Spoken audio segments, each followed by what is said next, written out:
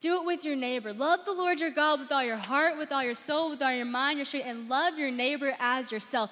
That's what you're called to do. That's what you're called to do. So Joseph began to do this. And he did it the whole way through. It's just so amazing. Like, he did it. He did it when he was in Potiphar's house, and he did it when he was in Pharaoh's prison, and he did it when he was elevated to be right beside Pharaoh and second in command. I mean, this is crazy stuff. Y'all, he was 17 years old when this began. I think from what people believe, that from the time we start reading this to the time we kind of end this right here, he was about 17 to 30, so years go by. It's not always a fast process, and normally it's not. It takes time. So don't rush what God's doing in your life. Don't tell God what abundance looks like. Don't rush what he's doing. He has a plan the whole way through. You know what's amazing is we quote Joseph on this so much, but I just want to remind you that Joseph is the one that said this. At the end of Joseph's life, a lot of other things happen. His brothers end up coming back to him. He forgives them for what they did, which that's huge. I mean, talk about walking in obedience to the Lord. He was able to forgive his brothers. And because of all these things, he was able to bring his family in. In the time of a famine, they actually were able to have food. So once again, God blessed him abundantly, gave him life abundantly. They had homes, they had food, he had a family, he had kids, all this stuff. And Joseph said this, he said, what the enemy intended to harm me, God used for my good. You see, we say that all the time.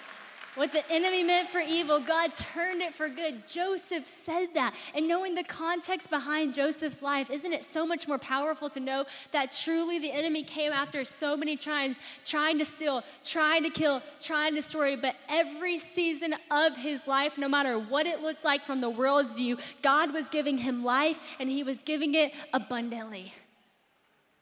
And Joseph just never stopped walking in his faithful obedience.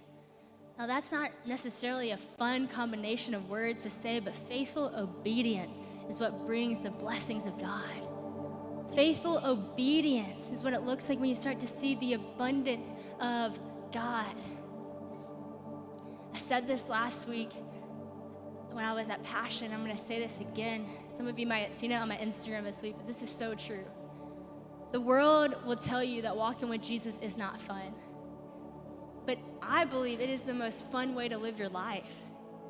Because the world will say, well, that's not fun to be obedient. That's not fun to deny yourself. That's not fun to do all that. But I'll tell you this, it's not about fun, but it is actually really fun to live a life of having peace.